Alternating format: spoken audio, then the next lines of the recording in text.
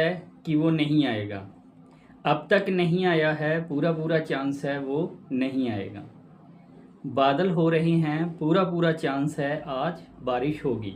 इस प्रकार के वाक्यों को इंग्लिश में ट्रांसलेट करने के लिए हम किस प्रकार की फ्रेज का यूज़ करते हैं, प्रयोग करते हैं, आज की वीडियो में हम ये सीखेंगे।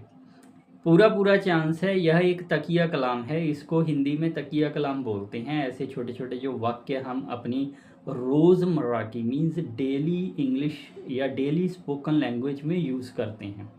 तो इसको ट्रांसलेट करने के लिए उसी प्रकार के some special words and group of words होते हैं, जिनके द्वारा हम इंग्लिश में इन वाक्यों को, इन सेंसेस को ट्रांसलेट करते हैं एंड अपने व्यूज़ एंड आइडियाज़ को एक्सप्रेस करते हैं टुवर्ड्स अदर, दूसरों के सामने।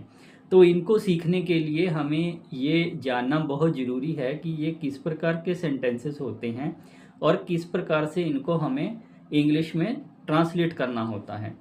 तो इंग्लिश में इनको ट्रांसलेट करना सीखना आज के युग में बहुत ही ज़्यादा इम्पोर्टेंट हमारे लिए बनता जा रहा है, क्योंकि इंग्लिश की महत्वता and importance of English language बहुत ज़्यादा इंक्रीज़ कर रही है हमारे डे टू डे लाइफ में।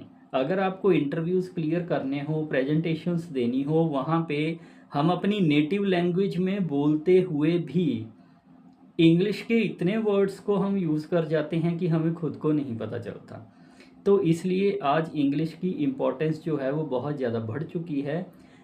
आइए आज का देखते हैं कि पूरा पूरा चांस है कि वो नहीं आएगा। इन वाक्यों को बनाने के लिए हमें किस प्रकार के ग्रुप ऑफ वर्ड्स और सेंटेंसेस का प्रयोग करना पड़ेगा।